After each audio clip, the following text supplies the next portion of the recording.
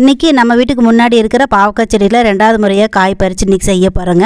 போன தடவை செஞ்சுருந்த போதே பார்த்திங்கன்னா நல்ல ஒரு கசப்பு நல்லா இருந்துச்சு. ஆர்கானிக்காக காய் நம்ம வீட்டிலேருந்து பறித்து செய்யும்போது பார்த்திங்கன்னா நல்ல ஒரு டேஸ்ட்டாக இருக்கும். அதுக்கப்புறம் அம்மா வந்து பிரண்டை ஒரு 2-3 எனக்கு கொடுத்து விட்டுருந்தாங்க. அதனால் பிரண்டை சட்னி பாவக்காய் கிரேவி மாதிரி வச்சு ரசம் வச்சுட்டேங்க. பொதுவாக நம்ம உறவுக்காரங்களாக இருக்கட்டும், ஃப்ரெண்ட்ஸாக இருக்கட்டும், நம்ம பழகுவோம். நல்லவங்களாக இருந்தால் பழகுவோம், இல்லைன்னா நமக்கு பிடிக்கல அப்படின்னா விலகிடுவோம்.